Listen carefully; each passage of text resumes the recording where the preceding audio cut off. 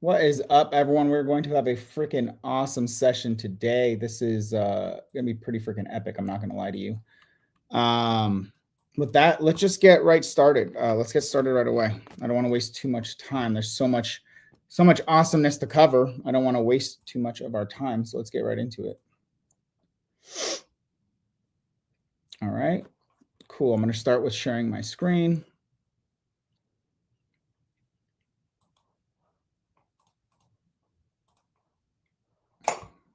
Boom. Here we go. Excellent.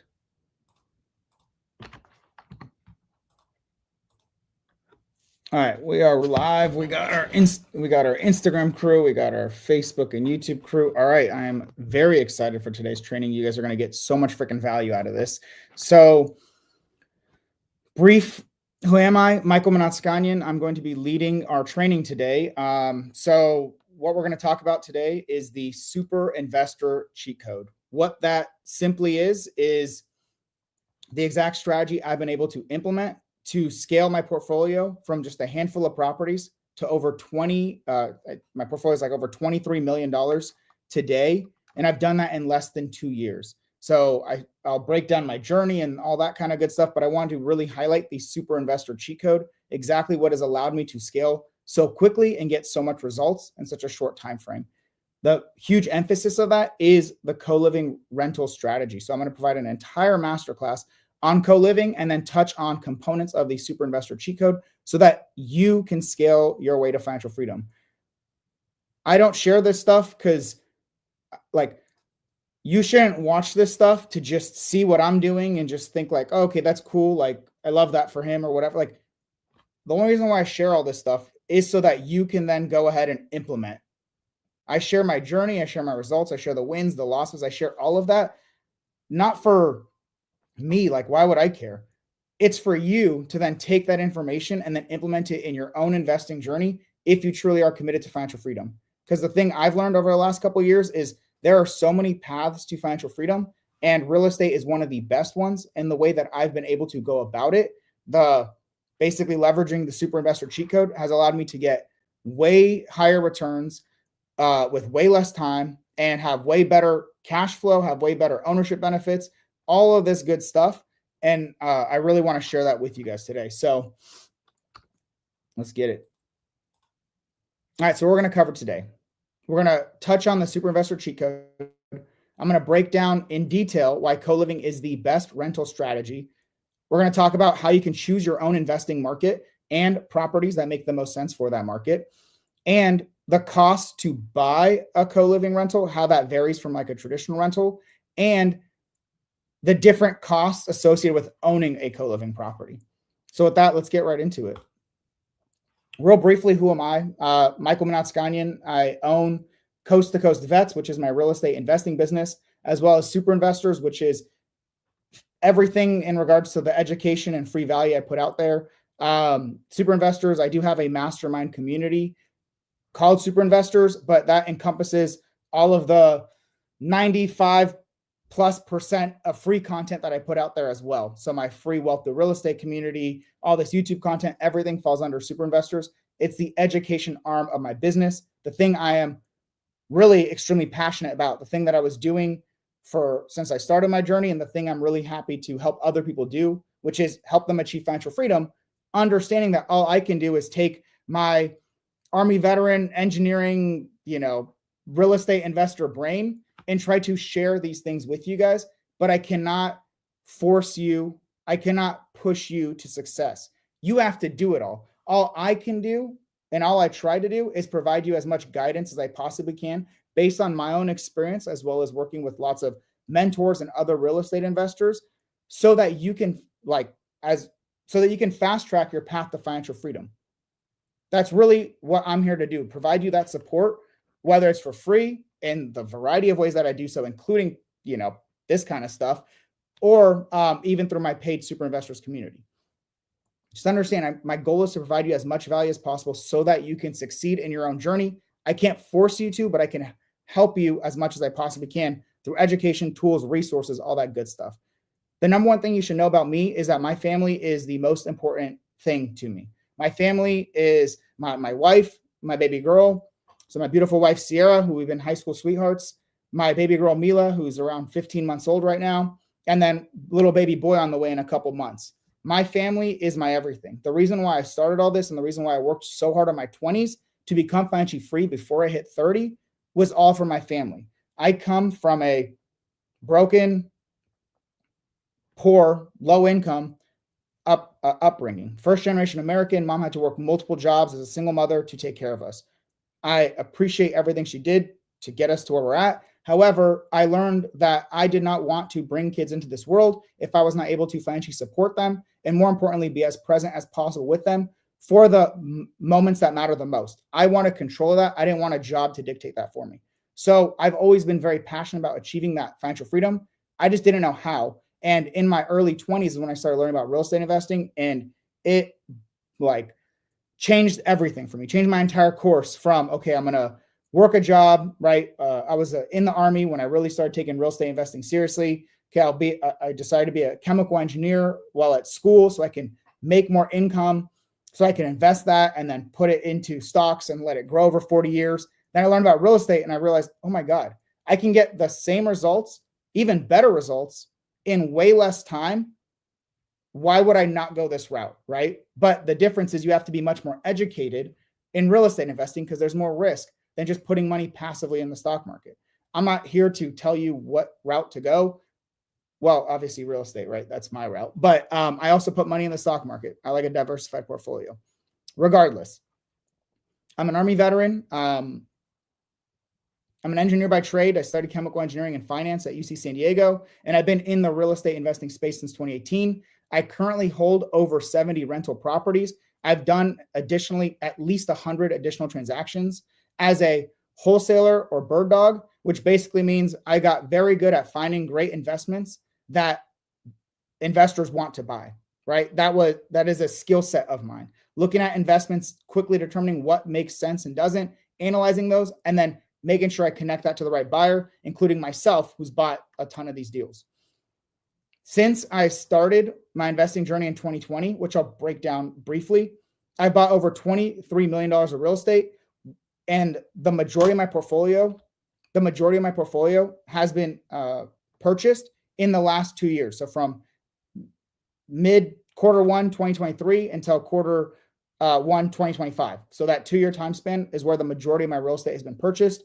And almost entirely, it has been purchased through creative financing, raising capital to fund my deals. So buying them using none of my own money and leveraging the co-living property management strategy. I own in over a dozen states, and the majority of my co-living properties are in the Southeast. I love the Southeast in particular, Texas and Colorado. Colorado is a great co-living market. I currently own over 100 co-living rentals. I've raised over $6 million through private money lenders and partners so that we can buy deals together. And I've also done over $2 million of capital raising on the fractional platform to allow co-ownership. So over 100 people are going to own over 100 co-living units with me through that $2 million of capital raise in 3 different projects. So this is part of my further commitment. It takes me more time and effort to co-own assets with lots of people, but I go out of my way to do so that more people can have ownership and fast track their path to financial freedom. This is when I say super investors. I have a paid mentorship. I have all that. You more likely are not the right fit for it. Maybe you are. I don't know. We'll have to figure that out later. But what I do want you to understand is I'm trying to put out so much freaking content, trying to Hermosi the heck out of putting out as much free content out there as possible for aspiring real estate investors so that you can fast track your path to financial freedom. That's literally my goal. So let's talk about that very simply. If you've been through any of my trainings, you know this is a chart, or this is a visual that I use all the time, because I think most people don't even fully comprehend what it means to be financially free through real estate. And this comes after talking to dozens, if not hundreds, maybe even close to 1,000 real estate investors, and understanding that a lot of people in the space don't even really understand how real estate makes them financially free. The most straightforward path for becoming financially free through real estate, and understand what financial freedom is. Let's define that. Financial freedom is when you have more money coming in every month passively than you spend. So if you're spending $5,000 a month, you are financially free if you can generate over $5,000 a month passively through your investments. I say passively, but the term should be semi-passive. Real estate is not passive as in you set it and forget it, like investing in an index fund, but it is passive in the sense that once you do a lot of the startup work, you can then hire and outsource a lot of it. And like myself, put in 5 to 10 hours a week tops to own and manage a massive portfolio. And for most people, you're not going to need 70 plus rentals or 20 plus $1 million of real estate. With just a few $1 million or a couple properties, you can be fully financially free for the entirety of your life through real estate investing. When I say a couple $1 million, I'm talking about owning those assets. You don't need a couple $1 million to start. I've generated my entire portfolio leveraging other people's money and debt. So with that definition, financial freedom is when you have more passive income, aka cash flow, coming in from your rentals than you spend. That is your goal, and that is the way that you should consider being financially free through real estate. Additionally, there are a lot of other benefits to real estate investing that you cannot get through any other investment strategy.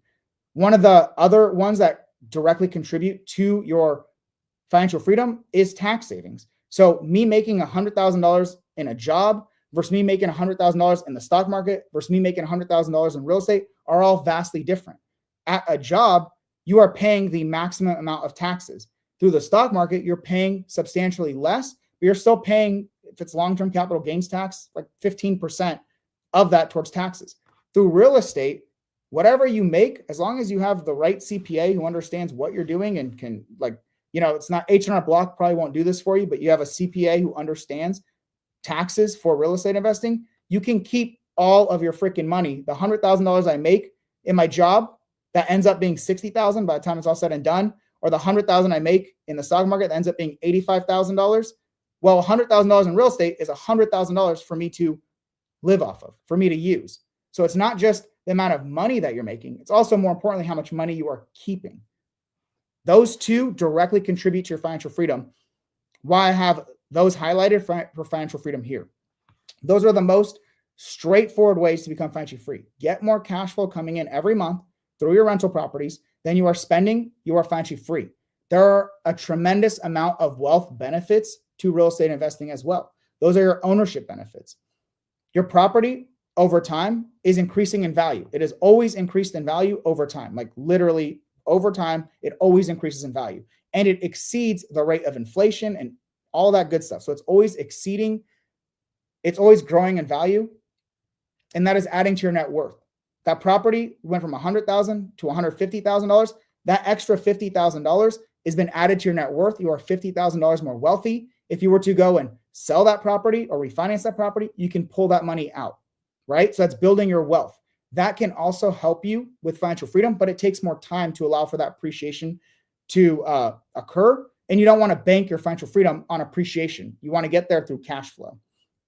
Additionally, when you own a property, the way the income flows is your tenant pays rent. You take that rent and you pay your debts and other expenses, and whatever's left over is your cash flow. That's what you can live off of. Well, did you hear that first part? You take the income from your tenants and you pay down your debts. So your income, your tenants' rental income that you're receiving is paying down your debts. Your tenants are paying down your debts for you.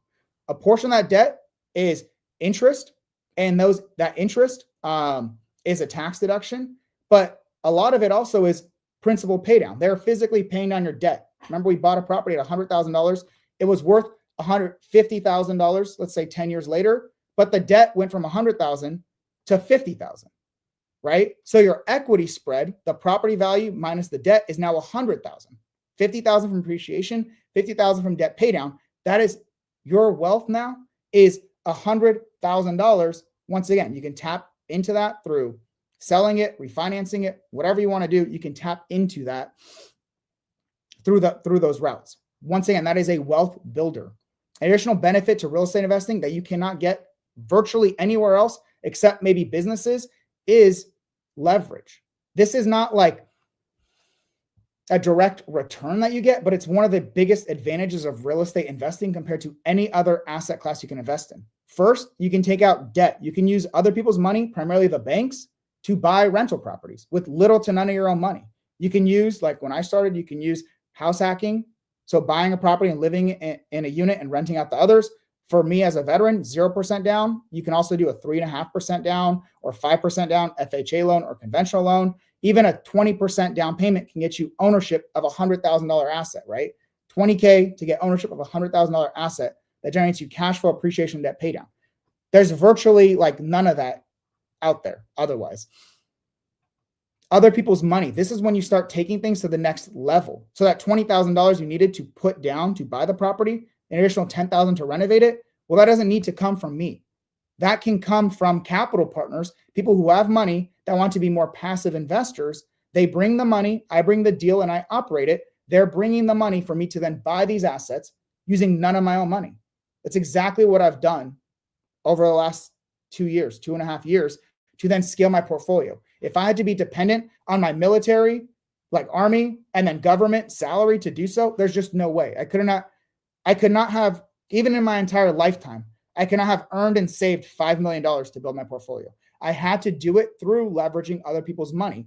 That's one of the ultimate cheat codes, and I'll be breaking that down shortly. And another benefit in regards to leverage is momentum. As you are doing more and more real estate, you are more and more knowledgeable, more and more people know you, you have a better track record, you have better experience, better successes, and all that benefits your ability to go find better deals, more deals, better deals. You understand a lot more, and it's easier to raise money for those deals. So that's another massive benefit that I attribute to leverage in real estate investing. It makes the whole process easier, and as you grow and scale, it only becomes easier to do real estate. The first property you buy is going to be the hardest. The first time you raise money, it's going to be the hardest. The first co-living rental you buy is going to be the hardest. Everything gets easier with time, especially when it comes to capital raising and getting better deals.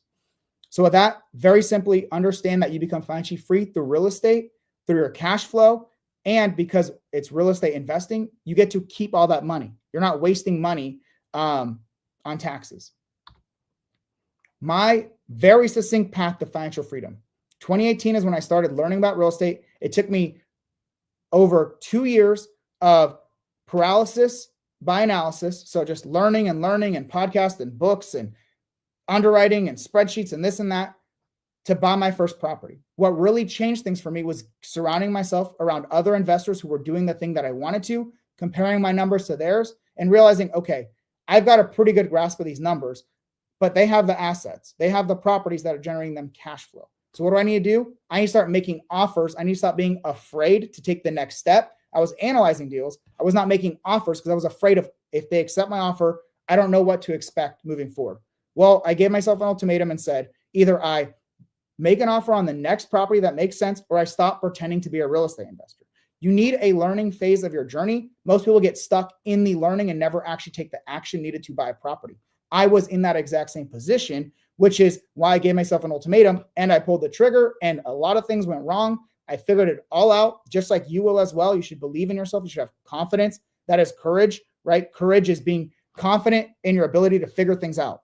Doesn't mean you're going to know everything or you can anticipate everything. But what you can do is have the confidence that you will figure it out when things come up. When there's a random plumbing leak during your inspection, or you have pipes freezing, like for me in Alaska, or you have you need to negotiate with the seller while it's already under contract. Like, you will figure those things out. And when you need to renovate for the first time, when you need to manage, like list your property for the first time, create your first lease, have your first tenant, you will figure all those things out with time because that will be your focus at that time. You have to be confident in your ability that you will figure it out. That was my biggest issue, in surrounding myself with other investors gave me all the confidence that I needed, because even if I didn't know everything, I knew I could tap into books online and local investors, as well as just other real estate investors who have done the thing that can help me out if needed, right? That was the light bulb moment for me.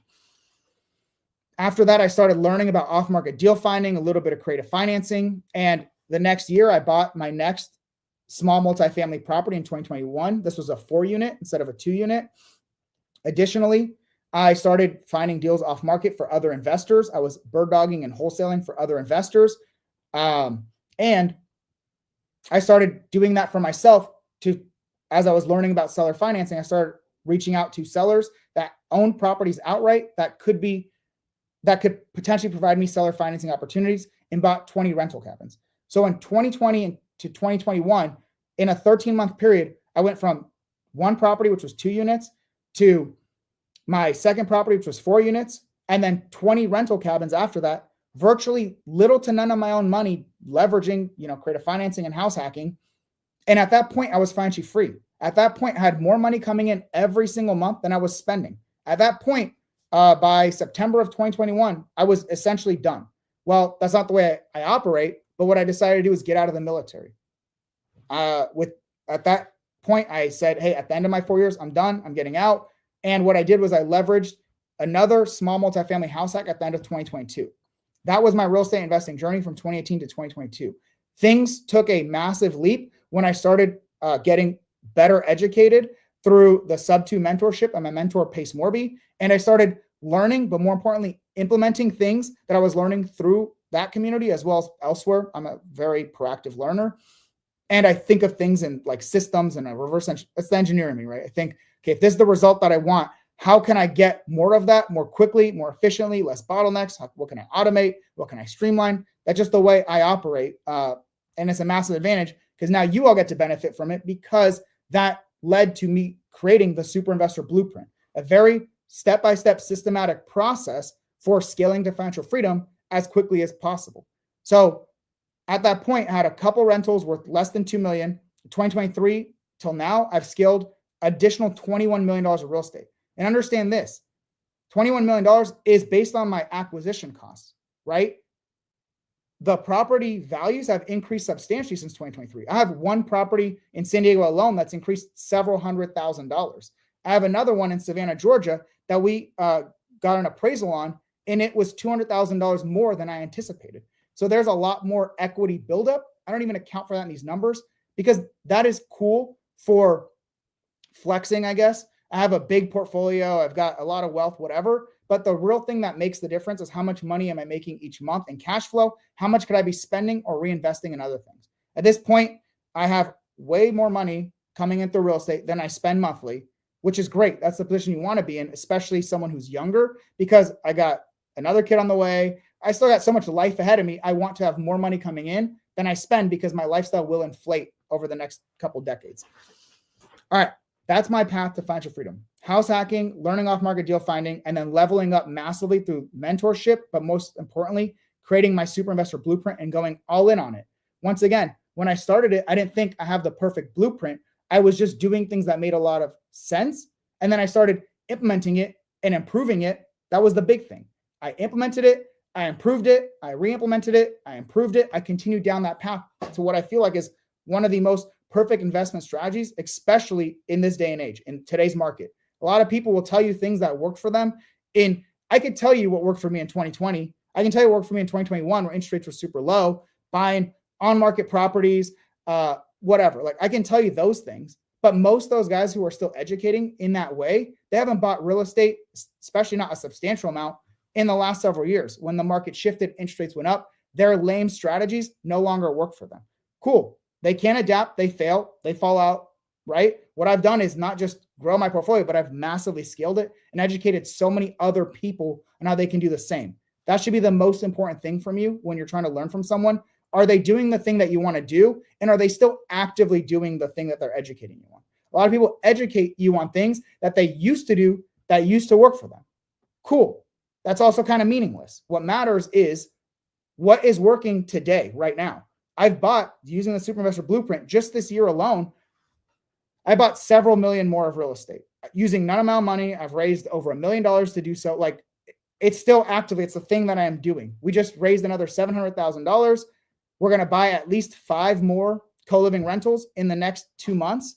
So like, learn from the people that are doing the thing that you want to do and that are still actively doing it. That's my piece of advice. So what is the Super Investor cheat code? If I was you, I'd screenshot it, I'd share it, I'd freaking whatever. But the Super Investor cheat code, very simply, is buy properties leveraging creative financing, raise capital to buy those deals so your money is no longer a bottleneck, and leverage the co-living management strategy so you get way better returns. There are way more properties that make sense, and you're building more wealth per asset, right? I'm going to break this down in further detail over the next couple of slides, but the Super Investor cheat code: creative financing, capital raising, and co-living. So 3 C's. All right. So for those of you who don't know what co-living is, I'm going to very briefly touch on it. Very straightforward. You'll understand it like that. Co-living investing is buying a property, typically just a house, right? And then renting it out by the room. You go buy a 4-bed, 3-bath house and you rent it out by the room, right? You have 4 bedrooms that you can rent out. However, the most common way that co-living investors operate is that we're not just taking a 4-bed, 3-bath house and renting that out by the room. We're converting common areas into additional bedrooms. There's a lot of properties that are 2,000 square foot or larger that have a living room and a dining room and an office and a game room, and like they have a massive master suite. You take all the extra areas that you can and you convert them into bedrooms without compromising quality of life for your tenants, right? And I'll talk about what that looks like for the conversion, but you want to at least ensure that you have a kitchen for your tenants, so for those that want to cook, and it's fully up to you how many common areas you want to have. There is a massive spectrum when it comes to co-living investing. Some people never convert anything. They just buy it as is and that's that. But if your goal is to have a solid balance between maximizing your returns and quality of life for your tenants, you're going to end up with properties that are between 7 to 9 bedrooms and at least 3 bedrooms, like at least 3 bathrooms, right? That's going to be the sweet spot. 7 to 9 bedrooms with at least 3 bathrooms. That's kind of where you're going to want to end up with a lot of your properties. Why? If for someone who doesn't understand, I'll get way more into detail, but why would someone want to invest in co-living opposed to other strategies? Well, you get way higher income than you would through traditional rentals, way lower vacancy through shared housing. So when you have a single family home, if that property is vacant, or a short-term rental or midterm rental, if you don't have a tenant in there, that property's vacant, you make no income. Well, if I have a vacancy in a co-living rental, cool, 1 or 2 or 3 or 4 of my rooms are vacant out of the 9 rooms, right? So it's not like I'm making less income, but I'm not making no income. And usually around 4 bedrooms will allow you to cover all of your expenses and mortgage. So that's a huge freaking thing to think about when it comes to co-living investing. Additionally, you're able to provide affordable living for your tenants. And as an investor, once again, I'm an investor, right? I reverse engineered to this point. I love that I get to provide affordable housing to my tenants, right? A lower cost option than is otherwise available in the major markets that we operate in. However, I do it because we get way better returns. I'm able to get more cash flow and better ownership or wealth benefits by buying bigger and better properties in better locations, right? I am an investor. You guys are investors. I would assume you're watching this because you want to understand investing. That's why. So let's get into it, right? Like a lot of times people see this and they say, a single family home and you rent out by the room and people want to live like that. Well, first of all, it's very common globally. And it's more and more common in the States. And I'm going to kind of break what that looks like and why is now like the perfect storm for it. Here is a housing unaffordability forecast. I'm not going to get into every single detail here, but the chart on the right is essentially showing you how many housing units there are available, how many houses are available for people to buy relative to the number of people looking for housing, right? In this chart alone, as of 2022, there was a 3.2 million shortage. Depending on what stats you look at, there's between 3.8 to 5.5 million shortage of people that want to buy houses compared to the amount of houses that are available for them to buy. Additionally, there is a shortage of over 1 million rental units. So it's not just those that are looking to buy properties, but those that are looking to rent. There is a massive shortage. Well, if you understand supply and demand, when there is less supply of housing than the demand that's needed, prices go up, right? That's a big factor in there. A big reason for that, I'm going to blame policies. I'm going to blame local policy. I'm going to blame government, zoning restrictions, rent control, permitting delays. There is a limitation on creating this housing. Additionally, between higher interest rates and higher housing prices, right? Interest rates were really low 2019, 2020, 2021, started shifting in 2022. Well, when interest rates are really low, people are going to borrow money to buy real estate as an investment. When that happens, housing prices increase because there's only so much supply. As there is more and more demand to buy these, housing prices increase, which we've seen since 2020, prices skyrocketed. Well, then what happened after that? 2022, interest rates went up. So now you have properties that are worth way more, right? They're more expensive. and you have higher interest rates, meaning people that want to buy houses are like massively limited. They're essentially priced out for housing.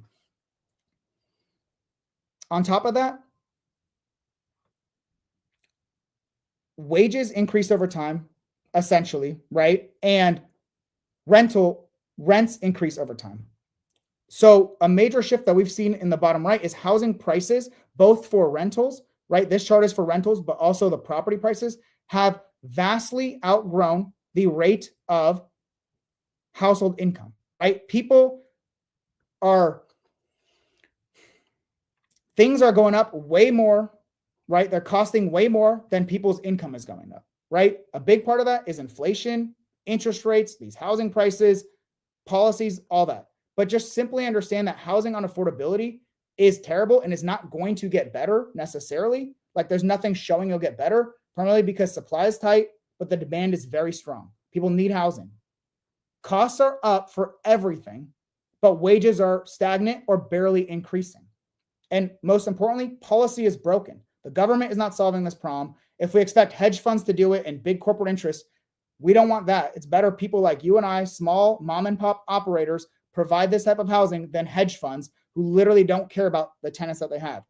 I'm going to assume if you're watching this, if you're aligned with me, you do care about providing high quality housing to your tenants, and you will take care of your properties and your tenants the way that I do.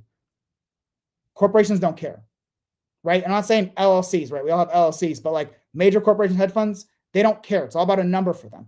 Cool. We make really massive returns. As we are making outsized returns, it is our first privilege, but also responsibility to make sure we're providing high quality housing to the tenants that we have, right? Like you're already making massively higher returns than you would otherwise. You're working towards financial freedom, which the tiniest population of our entire world, especially our country, will ever achieve. It is your obligation to then ensure that you're providing high quality housing to your tenants. That's at least my take on it. Maybe that's unpopular. I don't really care. So then how does co-living fit into this, right? So everything's more expensive. Wages are not increasing. How does co-living come into the fold here?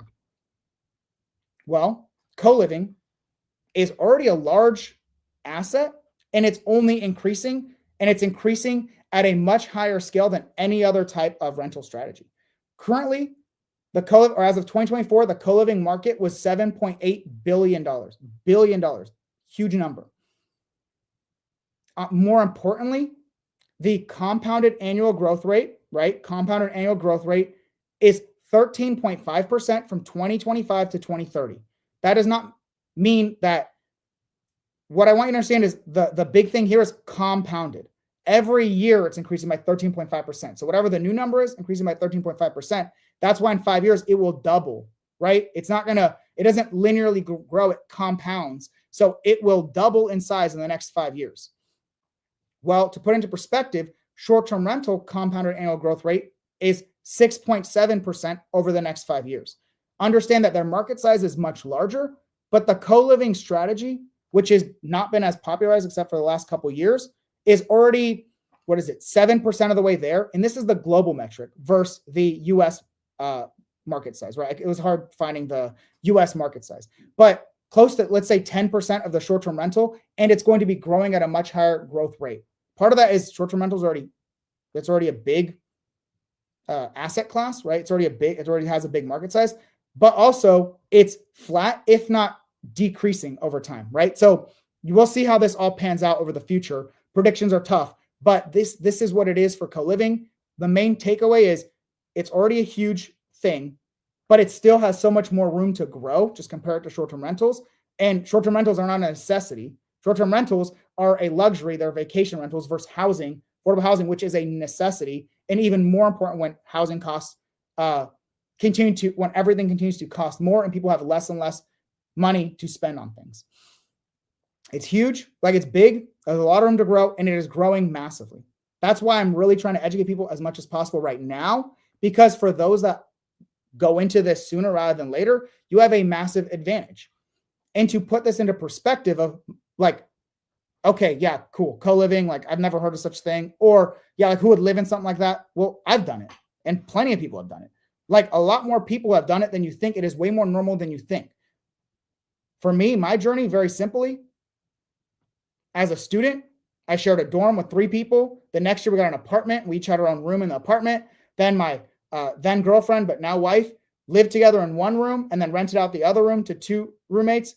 Then we got a 3-bed, 2-bath property that we lived in one unit and then rented out the other 2. Like, we just split. And the next year we decided, we're going to rent the property ourselves and then charge other people to basically offset all of our living expenses. Right. And then I did that while I was in the military. Right. Well, I was, depending on what branch you're in, the terminology is all different, but we were all living together, multiple people in one room in the barracks. And even when I got off base, what I was doing is I bought a multi-unit property. I lived in one side and rented out the other. And those guys, 3 military officers, were renting out each of the rooms independently. Right. So like that was very common there. And as well as working professional, as I have had to travel a lot for work, I have done temporary rent by the room as needed so that I'm not wasting a bunch of money when I'm traveling independently so that I could just save costs, right? That was a big part of it. This is very common for working professionals, and the massive growth of the PadSplit platform, including all the markets in which they operate in, is showing how much more common this is, especially for people who need it. Right? Like, there's my personal anecdote, but for those that need it, and I will talk more about what PadSplit is and how I leverage them to get a bunch of awesome benefits, like a bunch of data and investment stuff from them. But this chart, basically a few years ago when I started, had barely any blue dots, which are core markets. It is massively exploded, and all the gray dots are emerging markets. So where they are starting to get co-living properties on their platform. So this is only growing. So why the large and continued expected growth? As I mentioned, supply and demand. There are a limited number of rentals and costs are massively rising. One thing I want to highlight is that the main demographic that benefits from affordable housing or the co-living rental strategy, those that rent it, typically make less than $75,000 a year or less. What you'll see here is a chart showing those that make $15,000, 15 to 30, 30 to 45, 45 to 75. All here and below, it's showing how, like, what percentage of their income are they spending on housing, right? And you'll see, obviously, as you make more income, less and less of your percentage goes to housing. However, one thing to truly understand is this value, it's 2001, 19, and 2022. It shows this growth. And it's only gotten crazier over the last couple of years as things have gone up massively in cost. What you should understand from here is that people that are making $75,000 or less a year are spending, on average, 30% of their income on housing. With a lot of these guys spending, especially those that make less than $50,000, 50% on housing, right? A lot of people have said, I am tired of working all day, every day to then spend the majority of my money on housing, car, insurance, and just like food, the basic necessities to live. So what they want is an alternative. What they have done is said, hey, I want to shift my spending habit. And this has happened in mass, especially with the younger generations. I want to spend less on housing so I can spend more on eating out, traveling, enjoying life, or like what I did, save that money to invest. That was a big part of my journey, how I've been able to save a lot during my 20s to then be able to invest and scale to the way that I have and have the comfortability to scale leveraging other people's money. Main takeaway, people are spending way too much on housing. They want a more affordable housing option. Rent by the room typically allows people to rent a property at 30 to 40% lower monthly rate than they would if they just got a studio in that same market. That 30 to 40% is a lot of money, right? For every $1,000, that's $300 to $400. It's a lot of freaking money for them to be saving. The shift in spending habit is a big part. People are saying, hey, I'm literally just like out working and I just want to do stuff. I just want a good, clean, safe place to live, a kitchen to cook in every once in a while, a nice outdoor space, whatever. But I spend the majority of my time outside of the house. Why am I going to spend all of my freaking money for a house to have a studio or a 1-bedroom or whatever that I can't even spend a lot of time in, right? I sleep there. That's it. I want good, high quality, safe housing, but I don't need to be the only one living there. They'd rather use that money for other purposes. And regulations are massively favoring co-living. Like government regulations are favoring co-living over other management strategies. In particular, short-term rentals, right? A big reason for why short-term rentals have slowed down and stopped, a big reason for that is, well, first of all, people have less money to spend. And there's a lot of markets that are limiting the amount of short-term rentals or removing the ability to have short-term rentals in those markets. Because you, in theory, are taking housing away from locals to then provide vacation rentals as people want to stay there. Well, that's not really the governments have a very hard time.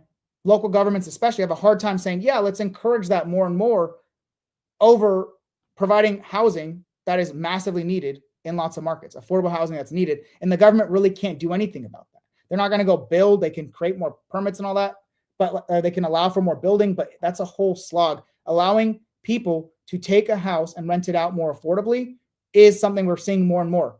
There are states that have removed like the main limiting factor, which are occupancy laws. Essentially, some areas say you can't have 4 or more people living in a house that are not in a family. Some say 6 or more people. A lot of places have either remove that language so you can have as many people in there as long as you're following like, building codes and like, tenant laws and all that kind of stuff. But a lot of those that haven't necessarily removed it, what they've done is look a blind eye to it because they understand it is a massive solution. Some of the big states that have gone and made it way easier, well, I won't get fully into it, but Colorado, Montana is making ADUs more accessible, so providing more affordable housing. Same with California. Same with certain areas are providing grants for affordable housing.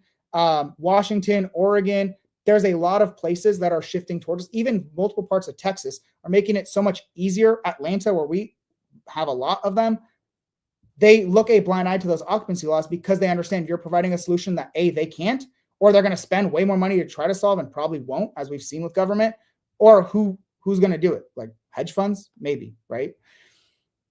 But the main takeaway, right? I want to highlight, I love the fact that we provide affordable housing through the co-living rental strategy. However, there are much higher returns for investors. We're able to own larger properties in better markets. What that means is you get way better ownership benefits. Not only that, you get way higher cash flow. The same long-term rental that might make you $100 is now making you $1,000 or more as a co-living rental. A lot of mine make closer to $2,000. I have some people in the super investors community that have bought properties that make them $3,000 to $4,000 a month of cash flow. How many of those would you need to be financially free for the rest of your life? It's insane. On top of that, you also get the wealth benefits that are actively accumulating for you as you own your assets. To put into perspective, the higher cash flow. This is a long-term rental in Atlanta, Georgia. This is this example, but we operate as a co-living rental. This is one of 2 examples we'll talk about in Atlanta. This property rents for $19.95 a month. You set aside, right? So you take the way you estimate cash flow, right? The way you calculate it is income minus expenses minus reserves, which include maintenance, vacancies, right? That kind of stuff. What I have here is net operating revenue, right? Net operating revenue is kind of the same, except you're not subtracting away your debt payment, right? Why that matters because it's the same property, so it doesn't really make much of a difference. Same debts, same everything, right? The debt is the same. You're just managing it differently. What matters is your increased income and your increased expenses and reserves. This property is $19.95 a month as a long-term rental. 10% goes to maintenance, right? We set that aside for reserves. There's no utility costs or tenants cover it all. And there is a management fee of 10%, right? Long-term rental property management fee, because I don't want to be the one to manage it. We pay managers. They do it for around $200 a month. That leaves us with $1,600 a month in net operating revenue. Then you take the rest and pay off your debts and all that good stuff. Well, for the same property as a co-living rental operating as an 8-bedroom property, 8-bedroom, 3-bath property, this generates $65.50 a month of rental income in Atlanta. You set aside 6% of your rental income for maintenance, right? It's a lower percentage, but almost over double the dollar amount, right? You set aside a lower percentage of your income, but it's always a larger dollar amount. Set aside $400 a month for maintenance, $565 for utilities, so your water, your sewer, your internet, all that good stuff. You're paying for that for your shared housing. And the management is higher because both your income is higher and the percentage is based on the income, but also the percentage for management on co-living is higher because it's more work than long-term rental. whatever. All that being said, because you're making way more, even though you're paying more expenses and have more reserves, you are netting way higher revenue. So a property that would make you virtually nothing, even lose money as a long-term rental, is generating you closer to, let's just assume $2,000 here. This thing would be losing $400 a month as a long-term rental. As a co-living rental, this same property would generate you $2,600 a month of cash flow. $2,600 a month. Yes, there are more expenses when you buy the property. Well, not when you buy the property, but when you renovate, and I'll kind of explain what that looks like, and you furnish it and all that good stuff. However, the cash flow is so much higher that it squashes the increased cost you have to put into renovate and furnish a property like this. And more importantly, because you're able to cash flow, you're able to buy more properties, you're able to buy them in better markets, and you're able to be financially free way more quickly because you're buying bigger, better properties in nicer locations. You're building more wealth as well. So the same property you have to say no to as a long-term rental can generate you thousands of dollars a month of cash flow, 20+% cash on cash return, build you massive amounts of wealth, and you can stack these fairly easily, right? As much as your operations can handle to buy more and more assets, that's how many of these you can stack. So the co-living, like why is co-living the super strategy? I'm going to summarize it for you right here, like very simply. Co-living is the best rental strategy for single family homes, right? Compared to midterm rental, short-term rental, and long-term rentals. You get 2 to 20 times your returns that you would compared to a long-term rental. Sure, some short-term rentals are competitive in cash flow to your co-living property. However, those properties tend to cost substantially more. They require way more management and maintenance. You have people coming in and out all the time. You're in a hospitality business. You have lots of vacancy, and government regulations are making it harder and harder for you to operate, whereas co-living is getting easier and easier, and we're at the forefront of the co-living rental strategy, like massively expanding. So you could be at the forefront of a strategy like this, as opposed to catching the tail end of short-term rentals, as you've seen a lot of people, including my own mentors, say short-term rentals are dead. I have a few short-term rentals. They still operate well. However, you need to have some of the best properties that are worth a lot of money in perfect locations and have amazing amenities. The mom and pop style short-term rental literally loses money for virtually everyone unless you got in very early and have very low debt costs. Trying to buy them now, you're going to have a very hard time to succeed compared to the co-living strategy. Additionally, because you're able to buy bigger and better properties that cash flow more, like you're able to buy in better markets as co-living that makes sense, compared to a long-term rental where you have to buy a $100,000 home in some random place in Missouri that generates you $100 a month in cash flow. Well, because you're able to buy bigger, better properties that are worth more, you get higher appreciation. Your properties are worth more and they appreciate more in value because they're in better markets. Your tenants are paying larger debts down for you, both adding to your wealth. Because the properties are worth more and you're renovating them, you also get much higher tax benefits. Additional benefits of co-living. I love the fact that we do get to provide affordable housing. Like, we're helping solve the affordable housing crisis. No matter how non-investors want to think about it and they say, well, you're actually contributing to it. It really depends on how you look at it, right? Because what is the alternative? People are not building affordable housing. People who are making $75,000 a year or less are not able to afford the housing with high property values and high interest rates. What is the alternative? You overspend on a one bedroom, or you live on the streets? No, this middle ground of co-living at least provides people the dignity to live in a nice, well taken care of property. They get to live there, ideally in better locations, save more their money, and do whatever they want with it instead. So non-investors can look at it however they want. However, the reality is we are helping contribute to solving the affordable housing crisis because government's not going to do it. And those same people would not want hedge funds to do it, and they will. They completely will do it when they're more cognizant of it, or it becomes easier for them to acquire.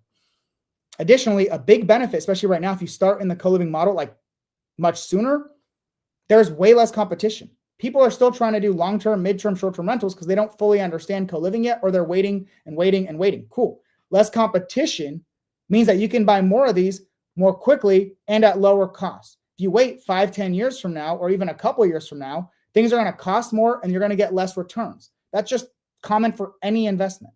Those that get in early adopters benefit the most. Additionally, there's higher accessibility. since most people are looking for properties that make sense as long-term, mid-term, and short-term rentals, and they don't have the lens of co-living, they're overlooking properties that are great for co-living that you can hop into right now. The competition is diminished, meaning you can buy more of these and at better rates, like better terms, and you're able to, like, there are way more properties that work for co-living than work for midterm or short-term rentals, right? Because those require certain locations and certain things and regulations where you can make this work in like a ton of major markets. Additionally, a big benefit of buying co-living rentals versus like a long-term rental in a small market, it is much easier to own and manage those assets because bigger markets mean that there are more property service professionals, more property managers, more contractors, more handymen, more everything, more of every service that you need to manage your property without you having to physically do the work. There's more of it. More of it means more competition, which means lower prices, which means better quality, which means one doesn't work, you move to the other. Someone who owns in Fairbanks, Alaska, because that's where I started, there's like 3 property management companies there. They all suck. What are you going to do, right? Thankfully, I've got a good one, but if they all suck, what do you do? That's the common issue with these smaller markets. And a lot of people buy in tiny markets because they make sense as long-term rentals. Great.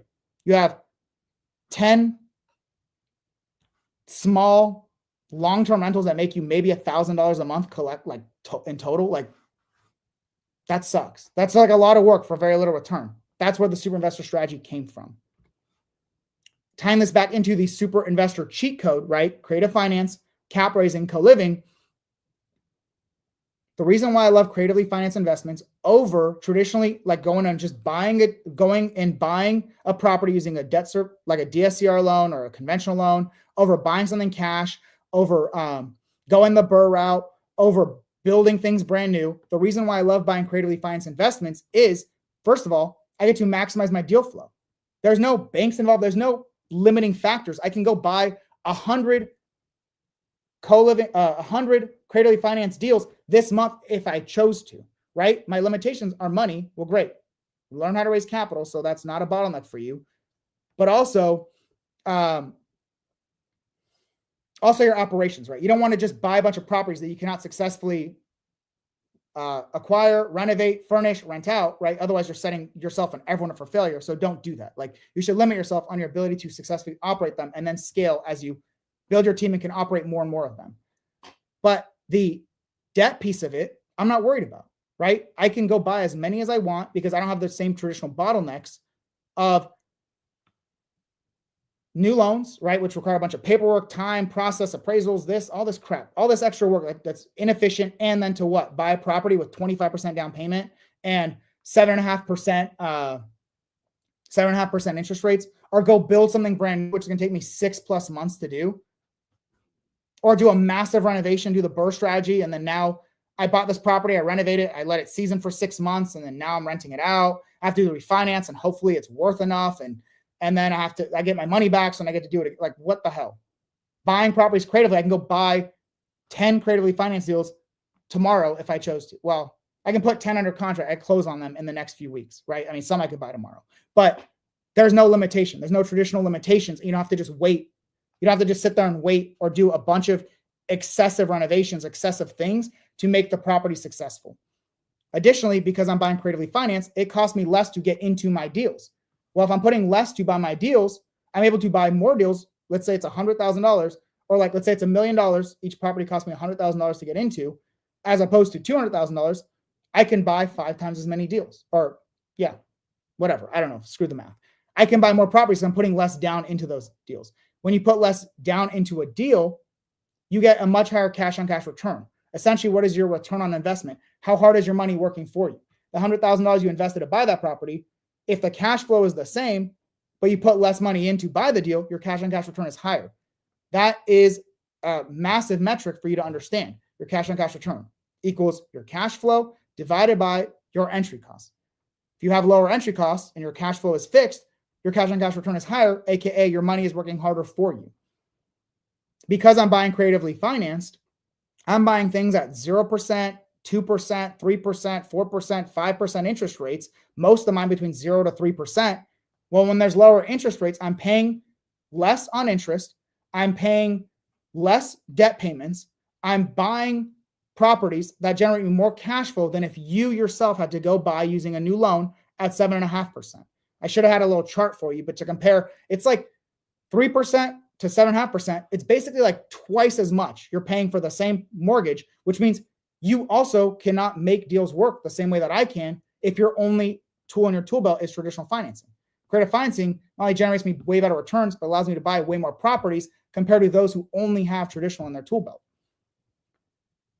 Additionally, because interest rates are lower, those lower rates mean what less money is being wasted each month on interest, more of it is paying down my debts, building my wealth more quickly, right? Not only is the benefit of appreciation from co-living, from buying bigger, better properties in better markets, but because my interest rate is lower, my debts are getting paid down faster, also adding to my equity, my net worth.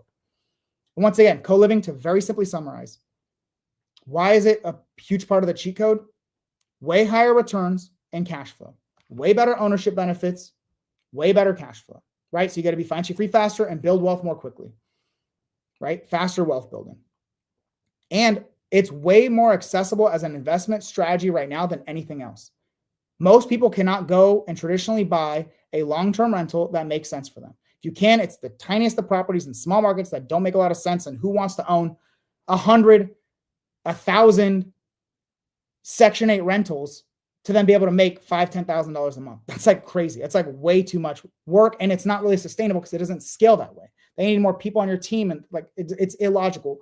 It's easy to say on paper. However, it's very different when you actually think about, well, you have to grow a team to then manage, and this, well, the more people you pay, it's eating into your cash flow. You want to get as much return in as few properties as possible that are also building you massive wealth. That's what co-living allows you to do. You supercharge it through creative financing, and you you remove the biggest bottleneck, which is your money to buy deals, by raising capital. That's why it's the super investor cheat code. You need to understand all those principles. If you just incorporate one, you're already at an advantage. You do two, you're at an even much larger advantage. You do three, well, that's the whole freaking cheat code. Buy great, creatively financed properties with low interest rates and low money down.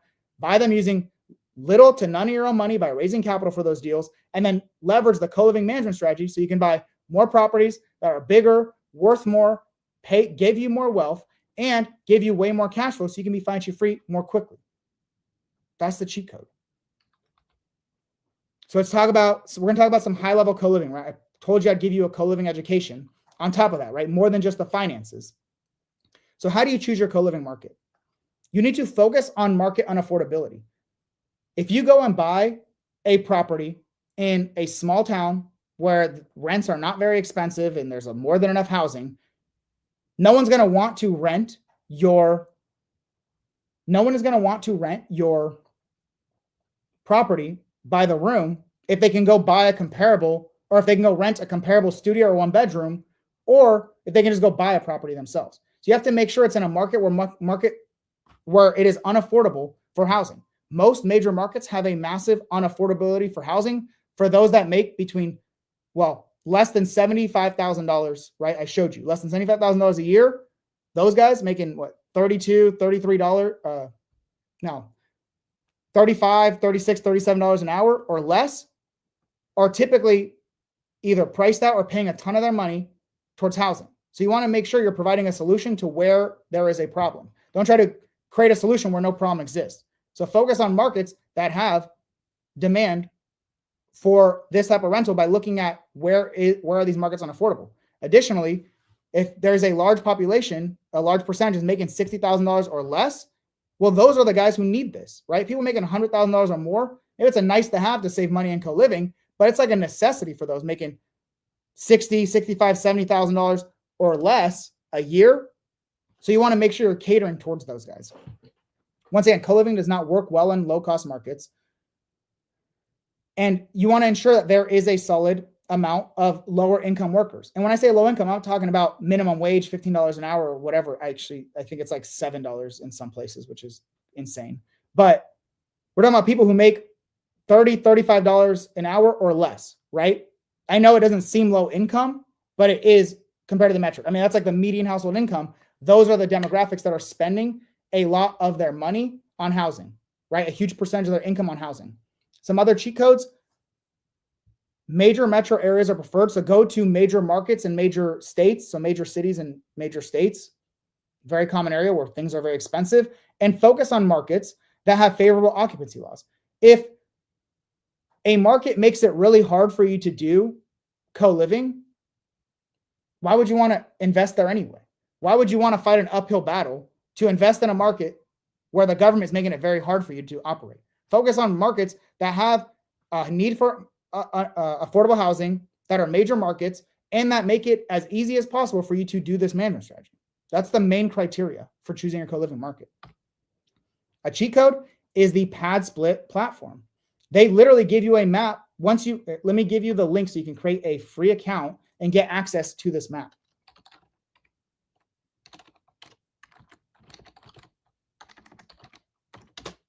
I'll have it at the end too for anyone who needs it, but I just dropped it in there for you guys, right? So if you're watching later, here you go.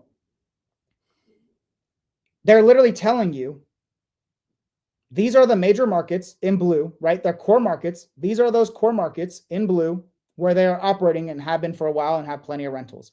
Those that are in gray are emerging markets. Those ones are growing. So why try to do all the research on your own? Why not just leverage what they're doing, the number one platform for co-living rentals, right? This is for co-living rentals for both investors like myself, as well as for tenants to find housing. So why would you not use their data? I'm a very data-driven guy. I feel I need data like this to make good investment decisions. It is way easier now than it was even 2 years ago when I started, especially a couple years ago prior to that, when I unintentionally was doing the co-living investment strategy. It's way easier now because of the data they provide. And what you'll see here is not only do they give you the major markets, right? They give you data zip code by zip code, right? You can go for the city like I have here, or you can click any of these zip codes. They're telling me they have almost 7,200 active units and almost 200 are coming, right? They're in progress of being added. So there's around 7,400 units active or upcoming. Well, in the last 30 days, almost 40,000 people have searched for housing in that area. Is that a good market? Yes. So those who say, oh, Atlanta's saturated, there's already too much. Well, there's like 4 times the amount of people looking for housing, co-living housing in that market over the last 30 days, and there are available housing units. And a lot of the housing units are already rented out. How do I know that? Because they tell you the average occupancy. 89% of their units are already rented out. It tells me when a property gets operational, it only takes around 8 days on average for the first tenant to move in. Within 30 days, it takes around 30 days to get the property 80% occupied. So if it's a 5-bedroom, you have 4 of the 5 bedrooms occupied within the first 30 days. Additionally, it tells me what are the prices? What on average are people charging? Well, if you have a shared bathroom, if you have 2, 3, 4 people sharing one bathroom, on average, they're charging $175.98 per week. If you have a private bathroom, you're receiving around $266.98 per week. This is the ultimate freaking cheat code when it comes to the data.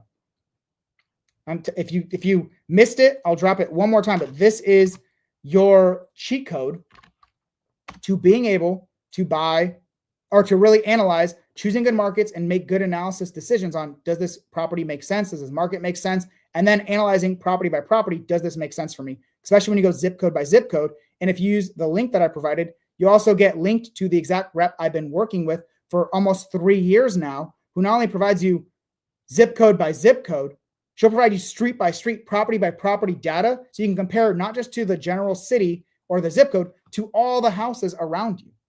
Freaking cheat code. It makes it so much easier when that's the case. I've been using cheat code a lot, right? That phrase, but I wholeheartedly believe a lot of the stuff that I'm providing you is a cheat code.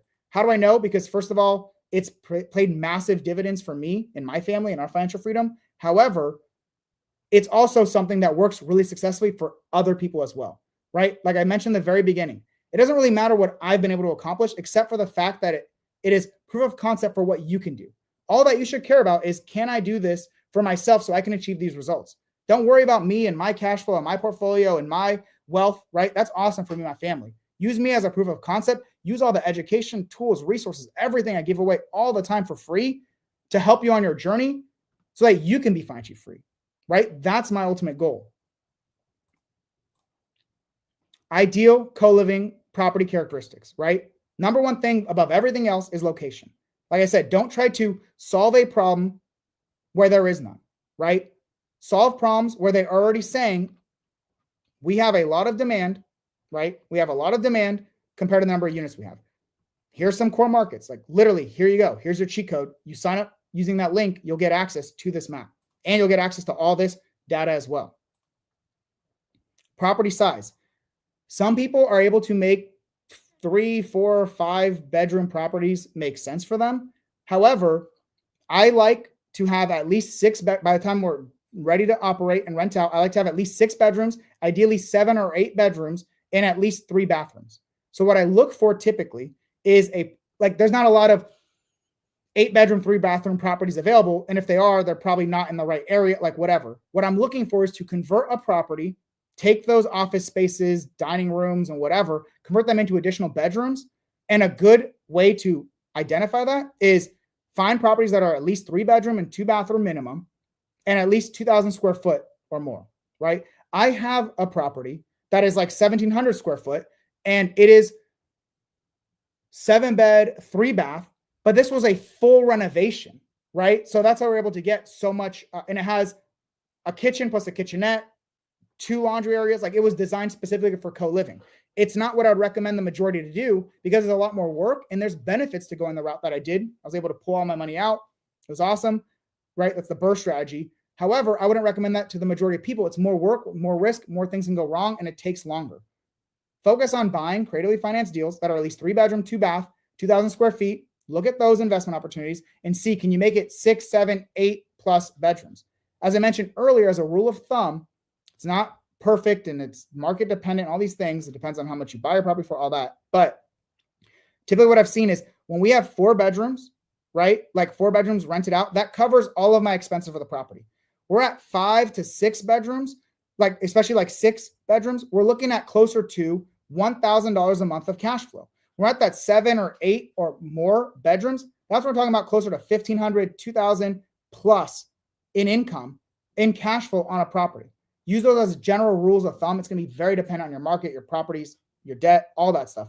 But that's why I like to have properties that are no less than 6 bedrooms. So I'm making up close to $1,000 a month, but I'm really looking for properties primarily that have very high cash on cash return and are generating me close to $2,000 a month or more. Because you're gonna have a lot of people living in the house, it used to be a big requirement to be close to public transportation, and that still is the case. It is a benefit to have that, but more importantly, it is important to have a large enough driveway and street parking availability so the people that do have cars, your 6, 7, 8 tenants, they can actually live in that unit or that they can actually park there. And ideally, you don't want to operate in markets that are co-living rentals. You don't want to operate in, sorry, I got a text. You don't want to operate in, you don't want to buy properties that have an HOA because that means someone else, some people that live there or whatever can change the rules. If it's not restricted, they can change it and make your business model impossible now. Why would you take all that risk? Why would you put other people's money? Why would you renovate properties? Why would you put your tenants in place and then have an HOA tell you can't do this thing? So regardless of rental restrictions and that, I ignore areas of HOAs. Some people do it and they function well and great. Love that for you. For me, I care about scalability, which means buying great properties in great markets that are easy to renovate and rent out, that have good parking, so less complaints. Tenants want to stay longer. I make sure I provide good quality housing so they're staying longer. There's less turnover. And I'm not dealing with HOAs and other entities that can eliminate my business model, right? I care about scale. You should too if you want to be financially free. Understand that more often than not, property renovations are going to be a must for co-living rentals. So you want to ensure that even if the house itself is not the right number of bedrooms and bathrooms, like there's plenty of 3 bed, 2 bath properties that have 2,000 square feet. Well, they're not using all the space very effectively, or there's just a lot of offices and game rooms and all that stuff. They didn't think, why would someone need that many bedrooms, right? Well, your goal is to find those larger square footage properties that have good floor plans, ideally converting common areas to bedrooms, things that like living rooms, dining rooms, offices, garages, things that are easy to convert into a bedroom because that costs you less. right? If it's a dining room and you're just putting up one wall and a door, that's awesome. That's a very low cost conversion, meaning you put less money into your deals. All I do is I just add more often than not non-load bearing walls to close off my rooms. Additionally, you can either build in your closets if you choose to, or have pop-up closets, armoires, whatever you want to do. It depends on our property, depends on the space, and we go between both options. You need to do renovations typically to have a property at the solid enough bedroom size to make co-living make a lot of financial sense for you. However, you still want to do it effectively and focus on things that matter the most, right? Like you could do a full gut renovation to create the perfect house or build brand new. Takes more time, takes more money, that's way more work than is necessary to succeed in real estate investing, especially with co-living creative financing. Ideally, spend less time and energy doing the renovations, right? Do the right renovations, but don't make it an uphill battle for yourself. You get this choice. And then one key thing to understand is the maximum bedroom to bathroom ratio you should ever have, like the number of people sharing a bathroom, is 4-1. You should never have more than 4 people sharing one bathroom. Ideally, you have no more than 3 people sharing one bathroom. This is one of the biggest things that you see for turnover. The less people that share a bathroom and the bigger the rooms, right? And the more amenities you have, a bed, a desk, all that good stuff, the longer your tenants stay. And if you've done investing in any capacity, minimizing your turnover is massive for maximizing your returns. You don't want people coming in and moving out all the time. It's a hassle. It costs money. You got turnover, damage. Like you don't want to deal with that. You want to ensure people are staying there longer. And how do you do that? Ensure they have a high quality of life, right? How do you do that? Make sure you're minimizing the number of shared bathrooms, like the number of people sharing bathrooms. Make sure you're taking care of their properties, or taking care of their rooms, furnishing them well, making sure you're designing them not at the bare minimum, but that it's a comfortable living space. We put good mattresses. We make sure we are taking care of our tenants because, once again, we're getting outsized returns and we want to own these assets longer and ensure we're maximizing our cash flow by ensuring happy tenants that are not moving out all the time, right? So the renovation is a huge part of it. A big part of that as well is when you're creating your walls, don't go cheap, insulate those walls very well to minimize noise, and get the heavier doors, right? Don't get the hollow doors, get the heavier doors that will minimize noise as well. That's a huge factor in all this. So the cost to acquire co-living rentals. I'm not going to go deep into this. However, I want to just convert. I want you to understand the comparison. Property, like whether you buy a long-term, mid-term, short-term, whatever, it's all the same. Like the cost to buy it is going to be the same regardless of your management strategy. If you put a down payment, you have agent commissions to pay, you're paying an agent, you have a wholesaler, say you're buying a deal from a wholesaler, you have closing costs. That's all the same. It's just based on the property that you're buying. That doesn't matter based on the management strategy. What does differ is the additional entry cost. Whether you're doing short-term, mid-term, or co-living, you're more likely going to renovate the property to convert it to the right style. For short-term, it's like amenities, game rooms, whatever. Mid-term, you don't do a lot of renovations typically, but co-living, the main renovation is to convert common areas into bedrooms, right? That's the main thing you're going to renovate. Additionally, you're going to furnish your properties. With co-living, depending on where you're operating and what's the market standard, you partially furnish it or you fully furnish it, right? You fully furnish the common areas, you partially furnish the bedrooms to give it some individuality, some customization for your tenants. It's very different for short-term rentals, right? It costs typically more to renovate a co-living than it does a short-term rental. However, the furnishing costs for a short-term rental vastly are just much, they're way more expensive to furnish a short-term rental than it is to furnish a co-living rental, right? You're not like, it's a very different thing. And then your property reserves. You want to make sure that you have enough property reserves so that once you're done with the renovations and furnishing, like once you buy the property, you have enough time to pay all your debts and expenses while you're renovating, while you're furnishing, and while it takes you time to rent out. We saw that one example. It said 30 days to fill up your room, to fill up your house 80% of the way. A lot of mine in Atlanta, similar property, we'll get within 30 days, we'll get 100% fully occupied, right? So it really depends, but you want to make sure you have reserves set aside for that because it's going to take time to renovate, furnish, and rent out. So those are the different entry costs that you have to account for when it comes to co-living or a more advanced strategy than long-term rentals. With a little bit of a comparison between renovation and furnishing costs for co-living versus short-term rentals. Additionally, when it's a long-term rental, you typically do not have to cover any additional expenses, right? You're paying your fixed expenses, which is your debt, your taxes, your insurance, right? But your tenants are more often than not covering all of the other utilities and other expenses, right? You still have reserves, you still have to pay a property manager, you still have vacancy, you have maintenance and CapEx, but the additional cost for co-living, just like short-term and mid-term rentals, or even a furnished long-term rental, well, you typically, because it's a more advanced strategy, you're going to pay more for insurance. You're going to cover the utilities, so water, sewer, gas, electric, garbage, internet. If you cover the landscaping, which I recommend that you do, it leads to less tenant conflict. If you get the house cleaned every once in a while, like quarterly, we'll get common areas cleaned, sometimes monthly. It just depends on the property and like the level of property. Like there's different properties, right? We have some that are short-term rentals that we bought, failed short-term rentals, and converted them into luxury style co-living or rent by the room rentals. Well, we have it priced in which we'll clean up the common areas and all that. We got a pool, all that good stuff. But then a lot of ours are just for working professionals that make, right, 30 to 60,000. They'd rather have lower rent than have us clean up areas, right? If you're going to provide any supplies, toilet paper, paper towels, cleaning stuff, up to you. Ultimately, you got to account for those expenses. You're typically going to pay more for management, and this is depending on if you're using the PadSplit platform, right? And I haven't fully got into that, but PadSplit is not just this great place for data. What it really does is it's the equivalent of Airbnb for short-term rentals, right? So what PadSplit does is it's a platform in which tenants that are looking for co-living housing can find it. And PadSplit is spending a ton of money every single month marketing to more and more people, educating them that co-living exists, right?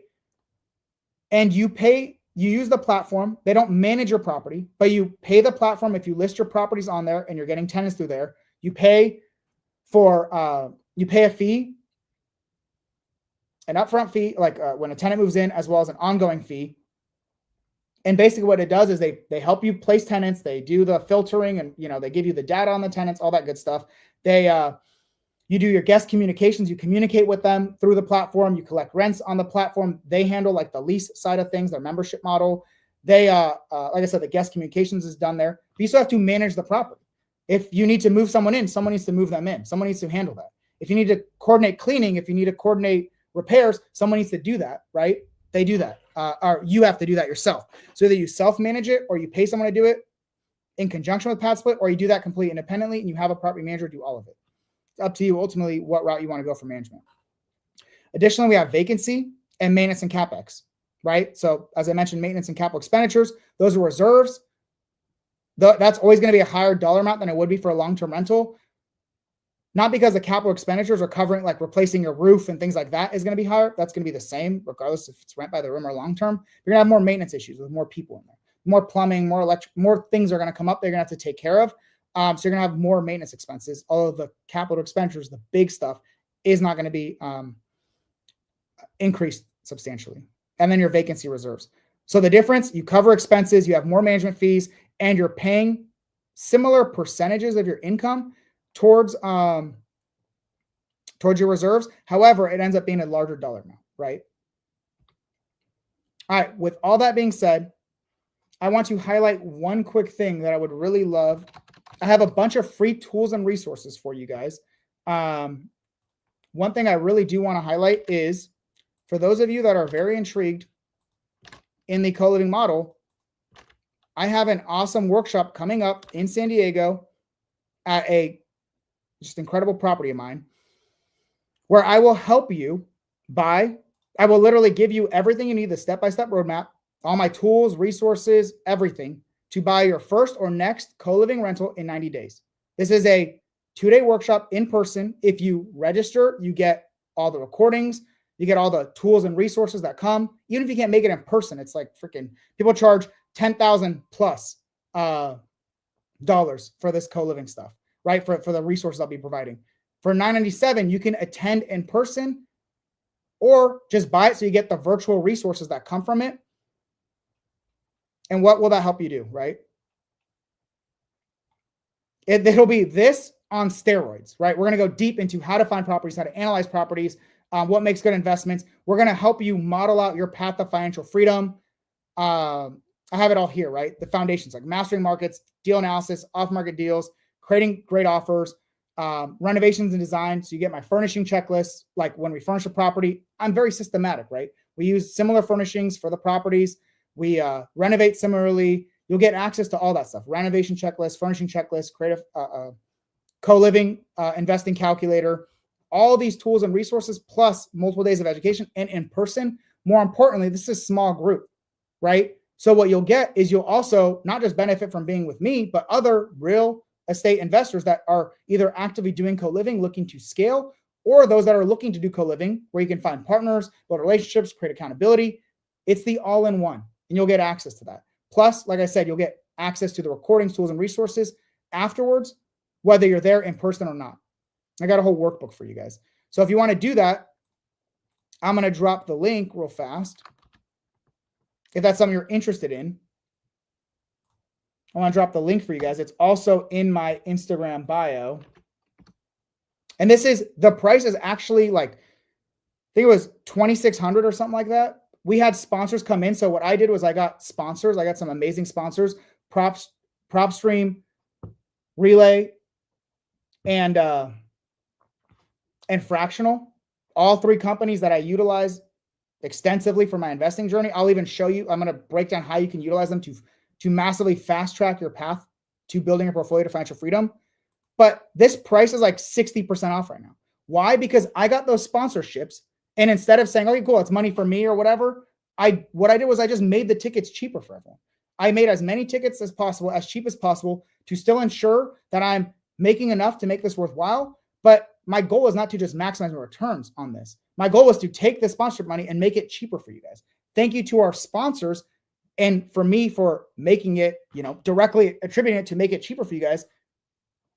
That's what I did, right? So I made the tickets cheaper for you guys. So if that's something you want to do, feel free to come. It'll be in San Diego, September 20th to the 21st.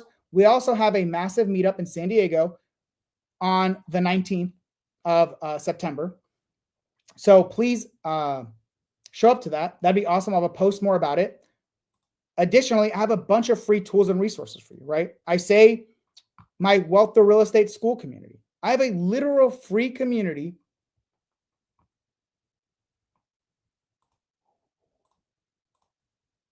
I have literally a free community called Wealth to Real Estate that you can sign up for. And what it does is it provides you massive benefits. It provides you free courses, free tools, free trainings.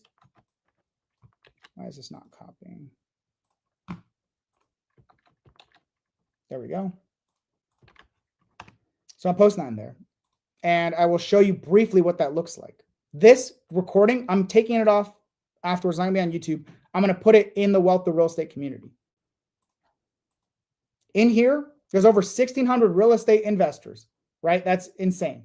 I can't even believe it. 1,600 people plus get massive free value from me consistently, including trainings like this, but they get to communicate with each other, engage with each other. People have sub 2 deals that they're selling.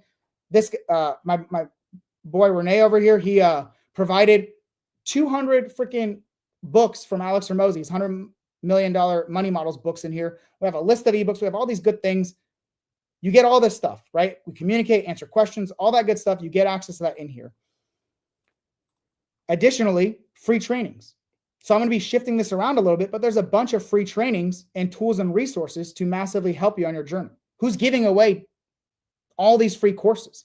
And these aren't just like these are like full extensive trainings, like on these topics. It's to provide you as much value as possible in your investing journey, all for free. If you then decide that maybe you want to be a super investor, awesome, right? That is more for those that are existing real estate investors who have the financial means, who have the time, and who have the, let's say, the mindset ready to scale to financial freedom. I literally help you do that step by step through the Super Investor Blueprint.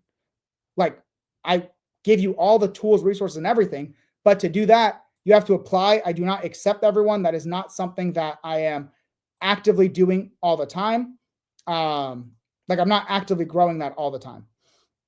Let me see if I can get if you think you are a good fit for that, you can use this link to schedule a time to connect. Once again, make sure you have, like, I'm not 50% of the people that apply, I say no to, quite honestly, because I don't think it's the right fit for them right now based on their financial resources or time availability. I want them to focus on the free resources, build more active income, build more reserves, be in a better place to start building a buy and hold portfolio, especially leveraging creative financing, capital raising, and co-living, right? It is more advanced. For those of you who are ready to massively scale, you benefit from that. You can benefit from that through super investors. If you are ready to scale and you want literally everything, plus to be in a more exclusive community of all people doing the same thing, we're all focused on the same thing. So there's a lot of discussion, collaboration, helping each other out. That's what that is. Plus, there are 5 plus, about to be like 10 weekly calls every week to help you with any questions you have with looking at deals, analyzing them. Does this make sense for co-living? What do you think about this location? We're going to furnish it. Can we get support? Can we get support with this layout? Can we get support with all that kind of stuff? Plus me weekly coming on and either educating, bringing in guests, talking on a topic you guys want, Q&A style stuff, analyzing deals, all that good stuff. All the support that you need to scale through creative financing, capital raising, and co-living to financial freedom through real estate. So if you think you're a good fit for that and you have at least $20,000 minimum in reserves, right, set aside to start your journey, and you have the availability and the mindset ready to scale, I'm not gonna force you to succeed in real estate, because I have gotten extremely discouraged from all the people that have asked me for help, and I've tried over and over again to help lots of people. The problem is a lot of people ask for help, but they're not ready to implement it. I can't force anyone to take accountability or implement. What I can do is provide you the resources, the support, the tools, all that good stuff, the education, everything to succeed, but you are the one who has to do the work. So how do I ensure that success? Well, the application filters out half the people in the first place. And then during our call, it's an interview both ways. Am I the perfect fit to help you succeed the way that you want to succeed? And do I think you're ready and capable to succeed? If you're not, don't worry, right? If you have your financial resources met, but you need some mindset or some other stuff, I will point you in the right direction. I will help you nonetheless. However, help me by taking advantage of all my free stuff that I provide you. And if that's the right fit for you, which probably 90% of people that is, or if you want more direct support, awesome. Get that through the Super Investors community. You have to apply for that. I did drop the link, so let me see if I can find a...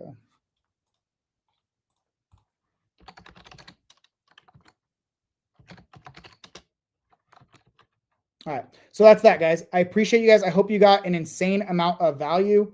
I will just briefly share this again, but if you could just do me one favor, you get some value, please go and help me. I'm trying to help as many people as possible succeed in real estate investing.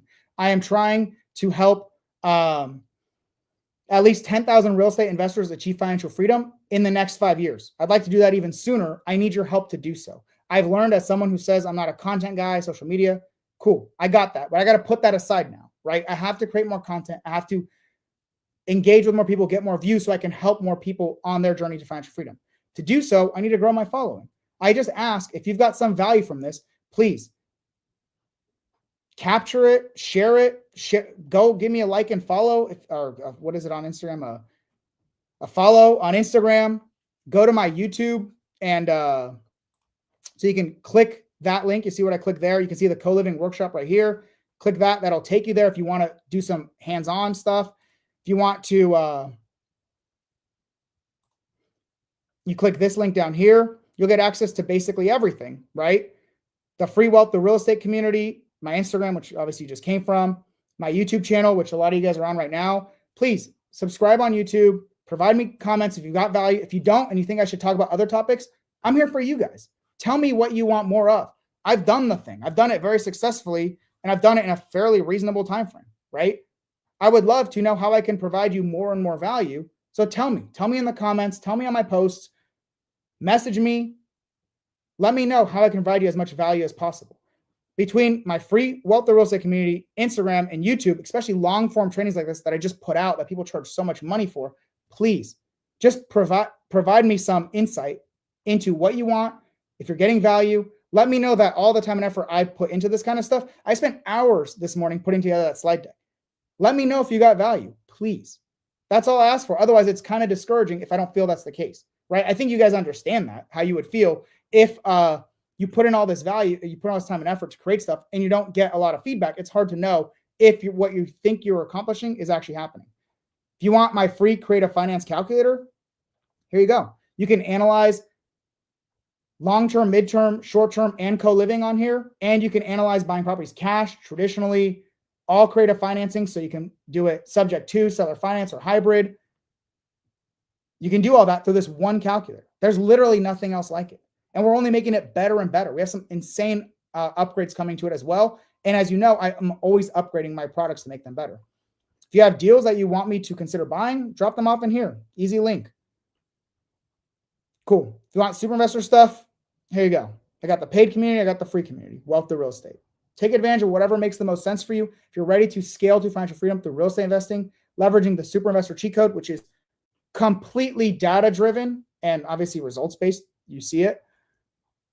Consider super investors if you feel like you meet the criteria. With that, guys, I thank you so much. I appreciate you guys. Have a phenomenal rest of your day. I hope to connect with some of you guys on YouTube and Instagram. So thank you. Bye, guys.